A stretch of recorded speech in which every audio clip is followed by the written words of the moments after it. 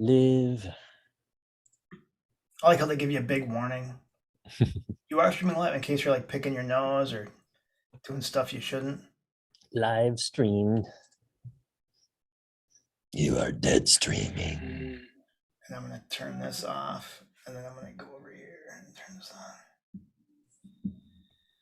on. All right.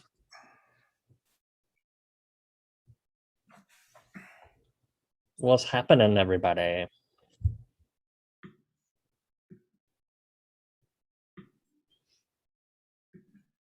We should get Jesse James Dupree on here, and he can only speak using a chainsaw. He's welcome to the show. Actually, I heard our local radio station said that. What's his name now? I forget. Because Steve. Winger, the guitar player from Winger, not All Red right. Beach, but the other guy. I don't know. You got Anyway, me. I guess he's a local guy. He lives here. Oh, yeah? Evidently, he like hangs out at shows and shit. Cool. All right. Are you going to bust me with some Metallica trivia? No, No? I should, but I am so not prepared. Well, I'm sure you know all these fun nuggets we're going to talk about. So, Probably. all right. Welcome to episode 58 of the Thrash Report for August 17th, 2021. I'm Chris. This is your weekly music commentary podcast where we discuss all things metal and heavy music. And we are back. Jim. Man, we have been busier than the left hand on a Dragon Force fretboard. We have. That is us outside of our Thrash Report life. We have been busy. I have been on vacation I was gone for a week last week, so didn't really work out to have an episode last week, which is unfortunate because I think we've missed a few weeks recently. So good to be back. Had a very busy physical and mental day today, so nothing better to do than talk some metal. Heck yeah, we have a very special episode. Yes. We're gonna hit some key headlines, things that are happening in the news, and once we jam through that, we're gonna dedicate this entire episode to something that just turned 30 years old. Jim, what are we talking about? My son. No. We, of course, are talking about the big news of last week, 30th anniversary of Metallica's The Black Album. Nice. Yeah. Yeah, it is kind of that. It's just such an influential album. So many of us got our start with that album. So many of us, just a huge part of our influence, our upbringing. Mm-hmm. Yeah, it'll be fun to talk about. So, and I got some fun little facts and nuggets we can talk about, and we got some stories nuggets there. So, freaking nuggets. Some nuggets, dude. Let's jump into the headlines. Yeah, so we do have a few headlines since we've been gone a few weeks. Yeah, one of the big things is we've all been waiting for who is taking Dave Ellefson's spot on Megadeth. Yes, well, it was announced for the upcoming tour that former band member James Lomenzo will be rejoining for the tour, but will he be back in the band? I have not heard yet. It's possible, I guess. He's been there before, but maybe it's not possible because he's been there before. That is very true. Dude, you put that so eloquently. That's exactly right. Elephant. I am Elephant. I dig... obviously huge Megadeth fan, huge Dave Mustaine fan. Yep. He was I saw him on social the other day, and he said like he was learning a solo or something and doing some rehearsal stuff. I'm not gonna sugarcoat it. He looks a little rough. Dave Mustaine looks like, I don't know. Did he age like 20 years in the past just few? I don't know. I mean, the guy did go through and beat cancer, so yep. All the power to him. But it looks a little rough. Yeah, I agree. And even when we had the guys from Krog on a few weeks ago, or a couple months now, they were saying the same thing, that age may be catching up with him. I don't know, but I don't know. We'll see him on stage and see what he looks like. I'll actually Yeah, be and seeing him twice. I'm excited, dude. Yeah, I'm gonna see him again. I just yeah, I'm pretty stoked. Hopefully those shows go on without a hitch. Yeah, I hope so. So is he in any other project right now? I mean, what is he?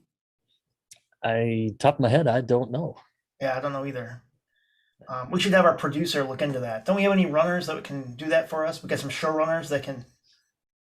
Oh, we're on a really low budget. We don't have showrunners. Oh, Jim, I forgot to talk about the awesome Thrash Report contest we got running right now. Oh yeah, please do. So I want to just remind everyone that you could win an amazing Thrash Report prize pack. So check this out. We have a sticker, right? Pretty cool. You can put this anywhere. Put it on your car.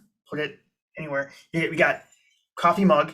You can put, you don't have to put coffee in it. You could put booze in it, whatever. Could you put a get sticker on mug, it? right? Thrash Report coffee mug. But also, check this out.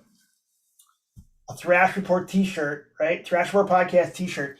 You could win all of this by just leaving a review. So go over to Apple Podcasts, leave a review, and we're going to randomly pick one on our August 31st podcast, and someone's going to win a prize pack. So again, I encourage everyone to go leave a review on Apple Podcasts. We really do appreciate it. And Yes, we spread do. the word. Tell your friends. Yeah. Cool, Very man. cool. Yeah. So we got some interesting news talking about yeah, it bums me out, right? Because one, Dimebag is no longer here, right? Right. And we're kind of going on that arrangement, that agreement, the contract that was in place many years ago. But why don't you talk a little bit about what's happening between Dean Guitars and the estate of Dimebag? Yeah, this came out today, which is the 17th, and I saw that Rita Haney and the estate of Dimebag are suing Dean Guitars, and they terminated the Icon's posthumous endorsement of Dean Guitars and sued the musical instrument manufacturer for, among other things, breach of contract, fraud, and accounting irregularities related to the partnership, as Rita, Daryl's bereaved girlfriend and estate trustee, revealed this week. That I believe that was taken from Loudwire. And Dean Guitars had a response. It's not Dean Zaliski. He's not the owner anymore. He sold in 2008, I think. Okay. But left the Dimebag name with Dean and let the legacy there to continue. And they responded that they've stood by the estate through the good and bad, and that Rita, her claims are baseless, no merit, and not grounded in reality. So it's a real Limp Bizkit, he said, she said bullshit. Got it. So most likely a bunch of lawyers are going to go back and forth for months. Yep. It's a shame, you hate to see that happen. And, Dime's not here to stand up for his own, you know what I mean? Like, I don't know. Yep. Yep. So she wanted to go one way, it sounds like, and they're not going that way, or there's, I don't know. Obviously she has issues with it, and she's the estate trustee, so I guess it's up to her to decide and fight or not fight. So so we'll see what happens. They said that more news to follow after the lawsuit is over. Got it. Yeah, it's a shame, but we'll keep you posted once we know more. For sure. This next one, I'm kind of curious your take on it. Again, I'm a huge Twisted Sister and Dee Snider fan. Yep. Interesting that, when we talk about the record industry, what do we know, man? This is, it's kind of crazy. He's kind of, really being transparent over earnings. Kind of crazy, right? Yep. I just came across the headline a week or so ago, and just how he thinks that royalties are a joke. So I thought that was interesting, them being, a huge selling band. So I thought I'd read it. And he says that they didn't receive a penny in album royalties until 1998. And that despite selling millions of records, the payments amounted to, quote, a joke. But yeah, he said that their initial success period came and went, and they didn't see a single penny or any royalties until the Strangeland soundtrack in 1998. And to get the band to reunite, the label wiped out their debt in 97 after they'd been broken up for 10 years, and they'd sold tens of millions of records and had not gotten one royalty check. That seems, Ain't that crazy? Like, I just yeah, can't believe that. yeah, very. I mean, it reminds me of reading the Black Sabbath book, or maybe it was Ozzy's book a couple years ago, and Yeah, he was talking about how they felt like they were really rich. They could get whatever they wanted, but they weren't getting paychecks. They were just given whatever they asked for. So like, hey, I need a Ferrari. Like, oh, here you go. right, And then not until years later they realized they were getting screwed. Like they had everything they asked for, but they didn't get everything they earned. right. So Yeah, it's really interesting, especially when this first came out. Dee Snider on social. It's interesting listening to um, his. He's talked a lot about it on social, like on Twitter, talking about um, the streaming business, record sales, and how to make things fair, and how to having those artists really get compensated for their work. And mhm. it's just really cool to have him on that side. I think he can really help a lot of other bands out there. But yeah, it's really sad. I had you wouldn't think that that's what happened. Yeah, yeah. It reminds me at the end of Brian Slagle's book. Have you read that one? I haven't. Yeah, I think it's one of the last chapters. He's talking about how Is that like the for all things heavy, or for the sake of heaviness, or something? Or could be, I forget the title, but yeah, it's kind of the Metal Blades Brian Slagle story. yeah, I think I have it. I just haven't read it yet. Okay. Yeah, at the end he talks about how people always ask him, what's going on with the record industry, you guys going under with all this streaming and stuff. And I forget his answer, but he said, no, streaming's fine. We're still making money. Uh, which as a record company, maybe, I don't know, but it's certainly not the artists.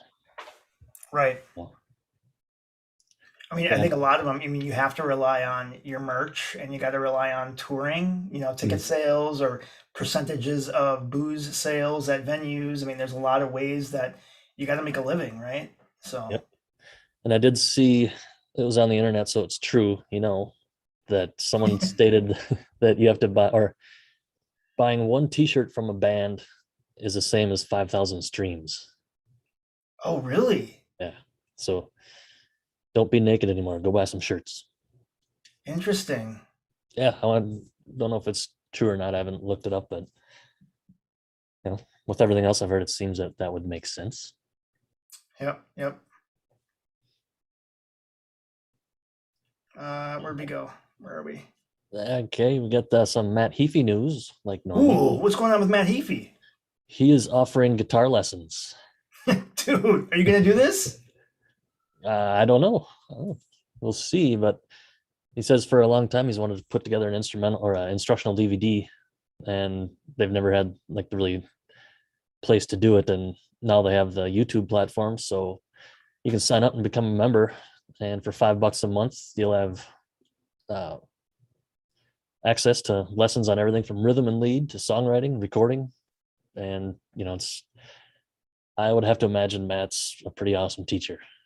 Yeah. Yeah. And I I don't would I think, would expect that list of students will be very long. yeah, Wow. yeah, he doesn't do anything half-ass. I don't think. I mean, Yeah. it sounds like he's been talking about it for a while, or at least planning it for a while. So, congrats to him and all of his students who are going to learn a lot. Yeah. Dude, that reminds me, this isn't in our notes, but did you Mhm. see that you can try out to be the new bass player for Steel Panther? I did They not. post they posted a YouTube video saying, "Hey, do you have what it takes?"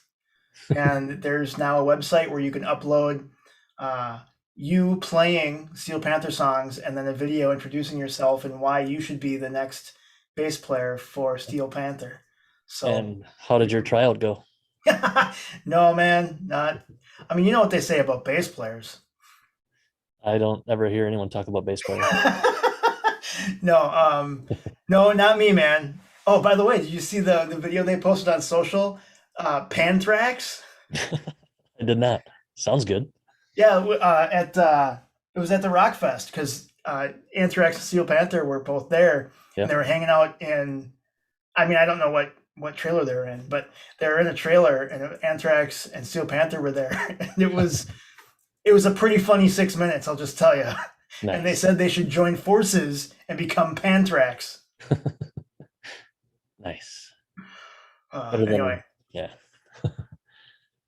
um, dude, we all love Biggie Fries, and I don't even know what's a Wendy's called, a single. I don't even know. Yeah, or chili with fingers in it. Yeah, yeah. So what's this happening at Wendy's?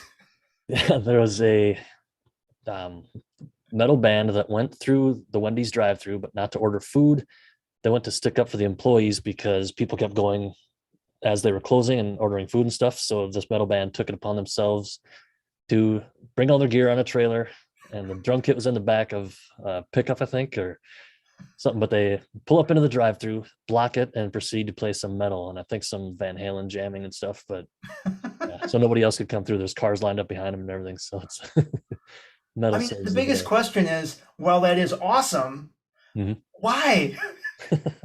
Like, I must have had friends working there or something. yeah. You know what it is? Trying to impress a chick. Oh, probably. Uh, so we're gonna jump over this next one then. We're gonna jump over Yeah. this. Okay. Let's go back in black Nice. Oh, you know into. what? And this kind of aligns as a headline, but then also in celebration of the rest of this episode talking about the Metallica Black Album, their fifth studio album, self-titled. Metallica is also slated on August 20th to drop their own official podcast, which is actually pretty cool. So their official Mhm. podcast on all podcast providers. New episodes are rolling out weekly.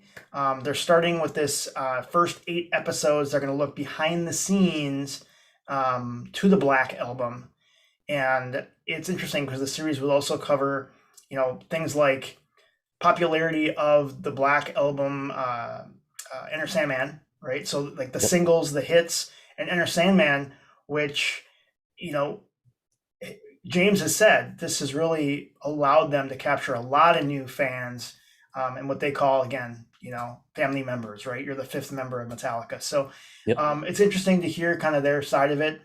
Trailer's live now. You should go check it out.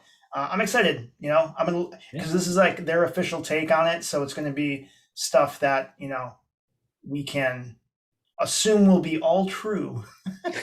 Yep. If their memories serve them, That's if their right. That's right. memory remains. Ooh. Plop. Yeah. And this, I've been kind of keeping up with all the releases they're doing for their, I don't know, the one that's coming out in September with all the remakes by all the other artists and everything. And Yeah. some of them are really cool. I mean, there's some that I could give or take and kind of have a country sound that I'm not into, but there's somewhere it sounds like they took James's vocal tracks from the recording sessions instead of like, I don't know how they do it, or but it sounds different and it sounds more raw, but it sounds, I don't know, it sounds awesome. I mean, it's, Cool. The interesting thing is too, so driving around last weekend, running some errands and stuff, I listened to the entire Black Album a couple times, all the Mhm. way through, and again, just all these memories. Again, how much I like that album. And the interesting thing though is the production value, like the sound of the album. Yep. It's just not great. I hate to say it, right? Because I mean, it's almost like in my truck, I was trying to I wanted the vocals to be a little louder. It just should have been mixed different. I don't know. Because then after I listened to that album all the way through one time, I went then and put on Hardwired. Oh my Mhm. God. Like it sounds so good, right? Yep. And then I listened to the Black Album again all the way through, and I'm like, the production, maybe that's just all we had in 1990. I don't know, but it's Sure. just for me the sound quality, the mixing just wasn't where it should have been. And that's weird because that's like the biggest thing they say is they wanted Bob Rock to do it because he made Motley Crue sound so big and Yeah, great. So I just I just didn't see it. And that reminds me, can I jump into this one little news bite here? do it. And again, I don't know if this is true, but supposedly because Bob Rock, right, had Mhm. talked about this, supposedly back in the day when they were doing this album, Metallica, they were unfamiliar with this thing called drop D tuning. Now, these are professional musicians. I doubt that they were just unaware of it. I don't know, whatever. Right. But Bob Rock informed them that Motley Crue does this, and they've done it on Dr. Feelgood, right? Yeah. So the band then introduced that drop D tuning, which led to the just freaking heaviest shit when it came to like Sad But True, right? So now Sad But True just Yep. has this deep, heavy, freaking huge, right? So interesting that you mentioned, right? Motley Crue. Did they really introduce Drop D? I'm sure maybe he just suggested it. I don't Yep. know. Yeah. And I read that and I thought that I don't think that is true because, and I just checked myself, and the thing that should not be is also dropped. Oh, it is. So Okay. yeah, so that's obviously Master of Puppets. So, Yep. but Yep. that's all strings dropped. So maybe they're just talking about dropping the low E. Oh, sure. Yep. But That makes sense. yeah, Well, and that yeah. so going on to like the sound and the recording and stuff too. Interesting thing too is that that album, it took 9 months, no, 10 months, right? Like 10 months it took, and the Black Album they had to remix it 3 different times because they weren't happy with how things were going. And I didn't realize that during that entire time, that 10 months, that Kirk, Lars, and Jason all got divorced. Ain't that crazy? Yeah, I've heard that. That's strange. It's like they were married to the album. I don't know, man. Yeah. Yeah, I think and this I didn't know that this happened. So August 3rd, 1991, at Madison Square Garden, Mhm. the band gave away 19,000 tickets for a huge listening party in New York. That's kind Yeah. of cool.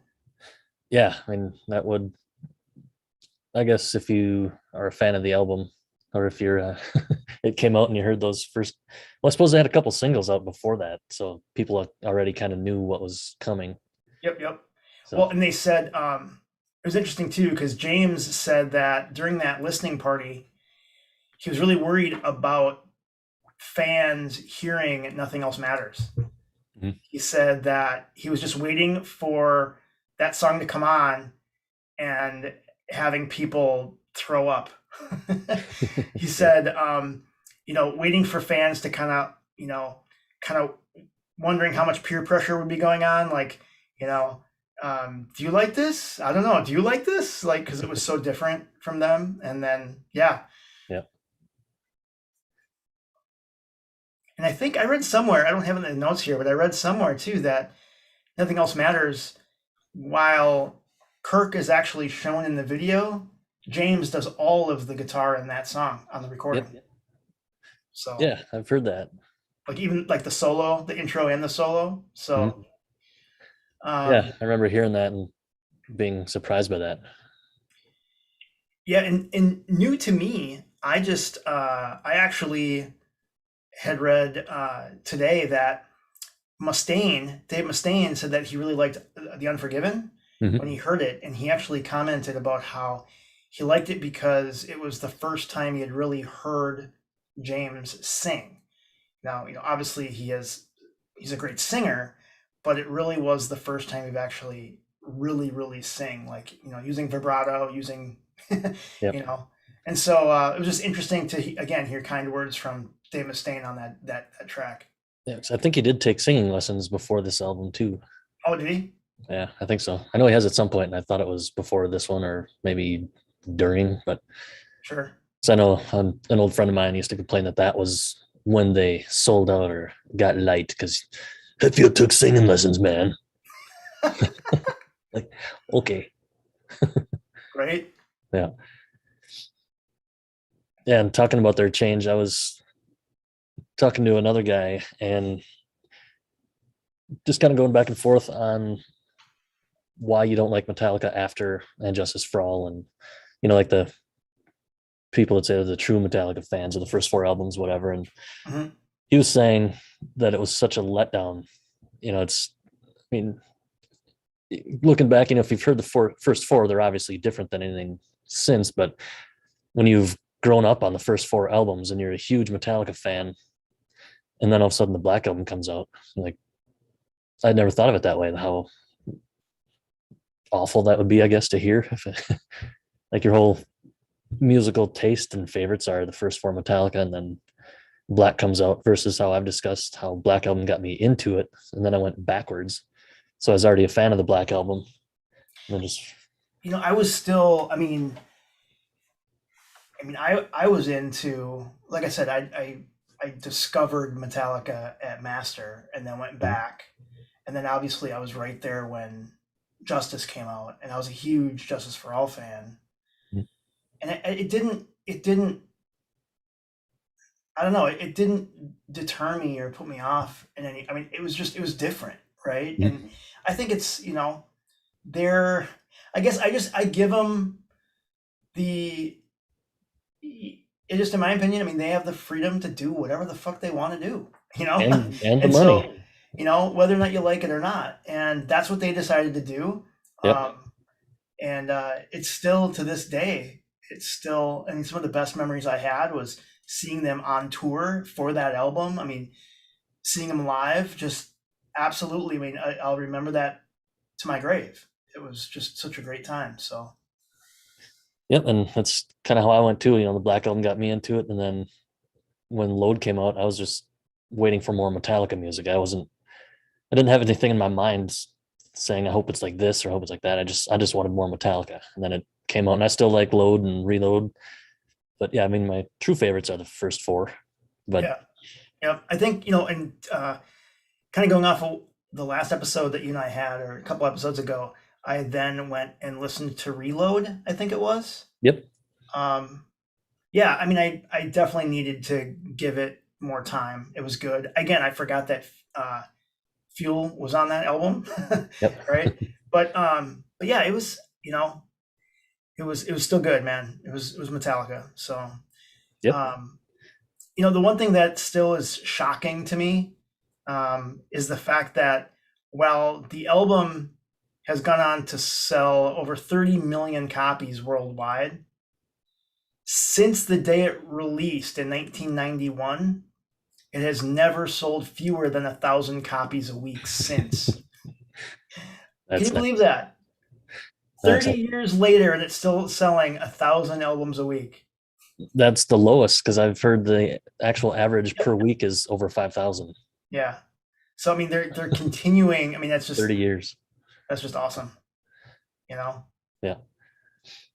And I listened to it again a couple times last week, and I think my big takeaways were, I've said before how Enter Sandman and Wherever I May Roam got me into that, or got me into metal, and then into that album. And I listened to that album over and over. But listening again to Holier Than Thou, that's just So good, fast. dude. The riffing is great. Yep. And And I think that kind of prepared me for what I was going to get into next, with like more faster stuff, because Black Album is not super fast, and so like really liking that song, one of the best on the album. And I think I think it really, what that was something that I discovered, that you can still be heavy but not fast. You know what I yeah, mean? Like, I was like, yeah, you can still be heavy as shit. You don't got to play a million miles an hour all the time, right? mhm. Because those songs, they kind of capture that. And I think one of my favorites too is just Through the Never. Holy shit. Yeah, It's just such a great song, man.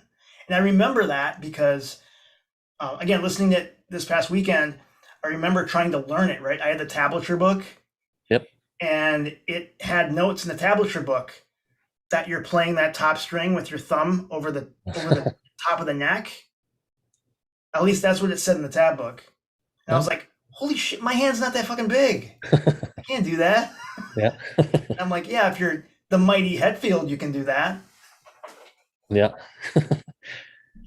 Yeah. I mean, just looking at the track list, this, I grew up knowing it as side A and side B, having the cassette tapes and stuff. But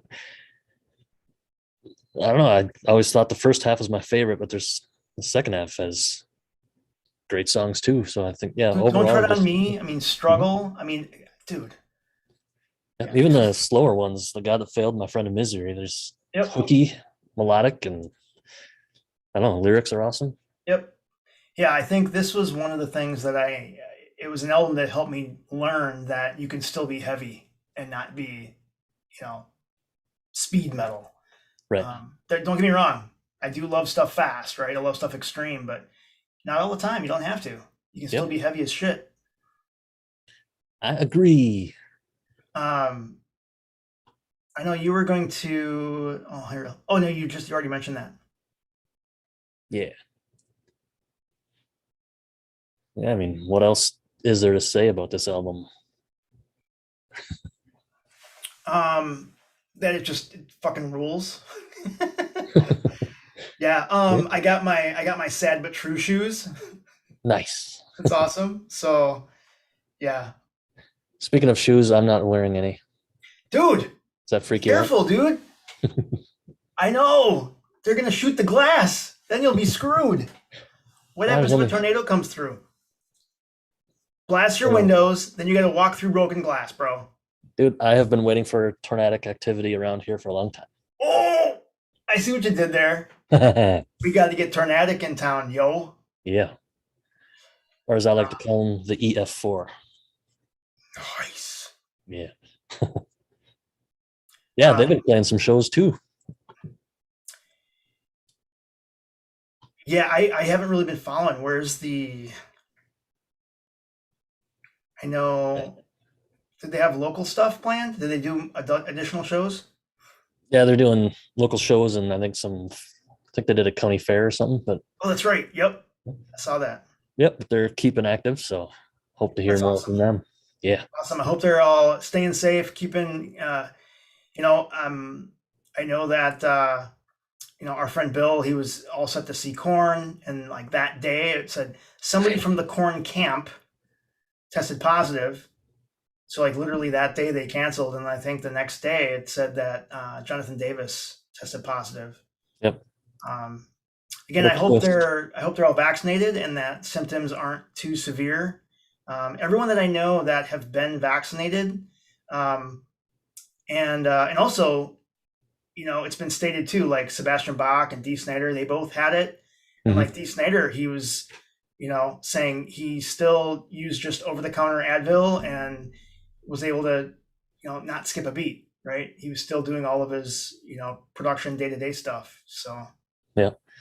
And speaking of that corn show, it was funny that two of our former guests, like you mentioned, Bill Joya and then Jessica Rave too, yeah. they were both at that show, and she had posted on Facebook that she didn't know what was worse, missing corn or knowing that Bill was there and not meeting up. So Wow, that's small world cool. thing. I So totally missed that. How did I miss that? I didn't know that both of them were there, yeah, so it's kind of a small world. right? Funny. Because where was it? That was in PA somewhere, right? Yeah, I'm not sure where there, but Dude, crazy. mhm. Let's see, what do we got? So let's do we're gonna jump into a little bit of trivia. I Shoot. need to figure out. What about our concert announcement? Oh Speaking yeah. of Metallica and the Black Album and 40 years. Dude, I totally missed it. Yeah, man. Thrash Oh, Report is going to San Francisco in December. this is gonna be freaking epic. So Yes. celebrating Metallica's 40th anniversary, uh, the Thrash Report is gonna go to San Francisco to help celebrate. We're gonna be at both shows Yep. at the Chase Center in San Francisco. So we're going to be out there. And hey, anybody else that's listening, if you're going to be out there too, let us know. Yeah. We can certainly meet up. And we're going to have a day in between, right? to hang Hmm. out and do some stuff, and it'll be great to do a podcast live, That right? would be cool. Maybe. Yeah. So, yeah, I'm super excited, man. What do you think? Now we know, like for their 30th, they had all these freaking guests, right? Mhm. What do you think? Do you think we're gonna see anything crazy this time? Maybe Dave Lombardo on drums again. Ooh. No, that was an accident. So.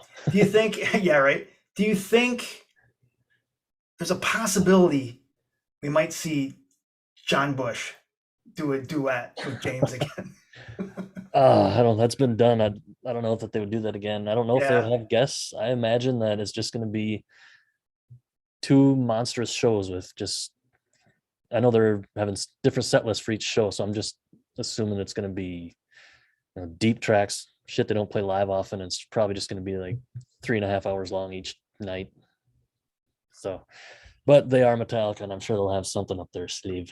yeah, yeah. I was thinking about that today. I'm like, could they pull any other shenanigans? you know, like what's gonna happen? Yeah. So 40 years. What could they do? I mean, I don't know. What haven't they done? Dude, I know, right? Yeah. 40 years is a lot of time. Yeah. They've done a lot. They've broke records playing in every fucking continent and shit. It'd be cool if they had other Bay Area bands come out before the show or something and just, or whether it's maybe on a video screen or something talking about the band, but it'd be cool if I wonder if they played some music or something. I wonder if Jason maybe will join them for a track or two. I don't know. Yep. I know he's been interviewed recently about his take on the Black Album. So Yeah, he's they involved with posted that. posted today. He did a live unboxing. Yeah. Yeah, so just let everyone know again. That's December 17th. Um, and then shows are I can't remember. The shows the 17th and the 19th. That is correct. And so we're going to be out in the San Francisco Bay Area December between the 17th and 20th, and Yep. look forward to touching base with any listeners if you're going to be out there. Yeah, that'd be great. So let us know. Hit us up. Cool, thanks, man. I totally forgot about that. No problem. Um, so I'm actually, oh, dude, this trivia. I just read this today, and now I can't remember. All right, Yes. stump us with some trivia there, boy. I don't know if it's really a stump. I mean, if you're a Metallica fan, you know it because you've seen a year and a half in the life of. Talking about the Black Album. So, who did Metallica steal the cover idea for the Black Album from? I literally just read this again. Wah, wah. How do I get this fluid out of my backbone? I suggest you use a spinal tap. Oh, that was pretty good. Yeah, Spinal Tap. They met Metallica, or Metallica met them backstage somewhere, and they pulled out. Where'd you get this idea from? We did this. So, That's pretty good. yeah, Dude, I feel like I should go watch Spinal Tap again. I tried to watch it with my wife and son a couple weeks ago, and it started off, and they just couldn't get into it. Oh So yeah. I'll have to watch it. Oh, well. Maybe we can watch it on the plane. There you go. Good idea. Yeah. Let's That's see. back in the day. I guess most of this episode's been back in the day, black in the day. Yeah, man. Back in the day, I think I remember talking to you about this. Another memory I had is actually buying tickets to uh, that show, An Evening Mhm. with Metallica, in like 1991, and that Nice. was where we had to stand in line outside, Good old waiting, days. and we were freezing our ass off, and just a bunch of long-haired punks standing in line overnight, waiting for Great American Music to open. That was like our Ticketmaster outlet or whatever. Yep. Um, yeah, good times, man. It was fun. Louis Eastgate was ours. Yeah, had to go to a store to buy tickets. Not like, well, we could at record stores too, I think, but yeah, it's just weird how things have changed. But Totally. Yeah, and I remember driving downtown to that show, and in my 1980 Citation hatchback, yep, and we had it so full of people that you couldn't close the back hatch. nice. Oh, good times, good times. Yeah, well, I don't have anything else on the Black Album. I think we covered it. We love it. Yep. Oh, actually, that reminds me of something. When we went to the Krog show, Yeah. um, earlier that day, I was on Facebook with, I think it might have been on Rob Carlson's page or something, or um, but someone brought up the Black Album, and there was a comment saying the Black Album sucks. Everyone knows it. So, That's right. and I asked if this guy who said this was going to be at the Krog show that night, so I could get up in his face and say how I fucking love the Black Album. And he's like, "Yeah, and I'll call you a liar." So I found out who the guy was. I saw him at the show, and I walked up to him and I told him that. I said, "I love the Black Album." It took him a second. He's like, "You're a liar." And we just started laughing and just chatting. So got to know him, got to be friends on Facebook. And then, like I said earlier, I went on vacation. We left on the 3rd or the 4th of August or something. And me and my family are next or just after next in line to show our boarding passes to get on the plane from Minneapolis to Washington State.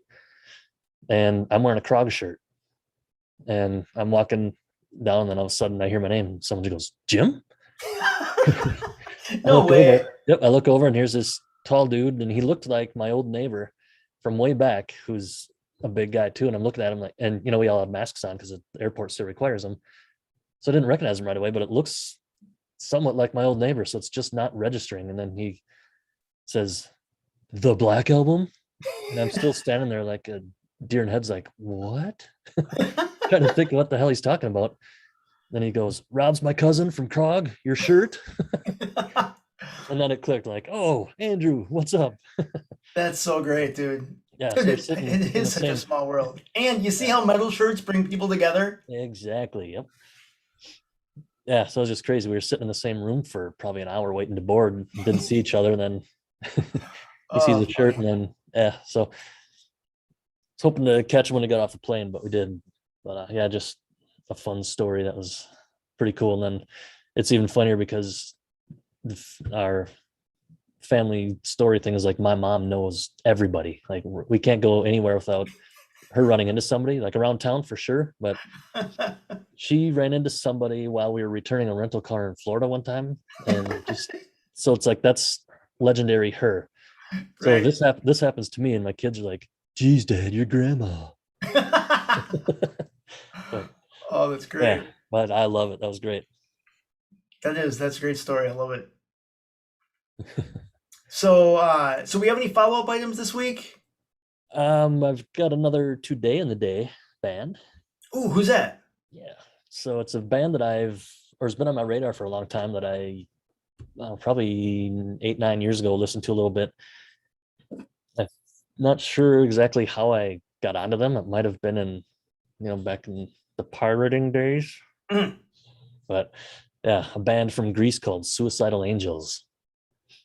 And the only thing I'd heard of them was from back in like 2012ish, I think. And I loved them. And they had this one song that's had this killer open string riff. And I've seen the Suicidal Angels name around a lot lately. So I've started listening to them again, and I could not find this riff. And then like it's in my library somewhere. So I went on, looked at my stuff, and I couldn't find it. I went through like the Apple Music and I couldn't find it because I knew it opened the song. And then I was listening to, let's see, let's see, what's the name of the album?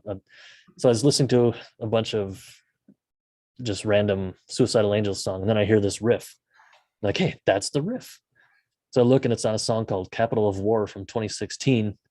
So I started the song over, and it didn't start with that riff. It's like, okay, that's different.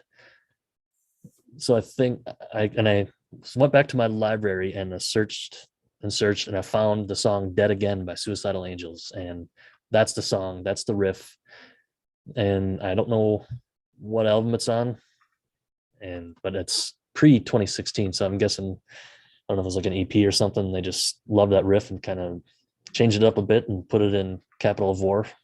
But Hmm. great riff, great song, great band. Suicidal Angels from Greece. Check them out. Cool, man. Yeah, I just looked them up. Looks like they have, yeah, they got 6 releases going back to 2007 on Apple Music. So just added their entire catalog to my library. So I will I will check them out. Awesome. Yeah. So comments or follow-ups. Um, I need to say something to our friend Mudcat Tommy that I was at work today. I was on a new job site on a army fort, and I'm working with a new company. Or um, the job has a new company doing the work. So I was walking around the woods with this dude, and we just started talking, and he starts talking about this dude from West Virginia, not Tommy, because he said West Virginia, and I corrected this motherfucker and said, "Hey, it's West by God, Virginia." And he looked at me like, "What the hell are you talking about?" And I said, "No, you say West by God, Virginia, or people think you're from Virginia." So now he knows.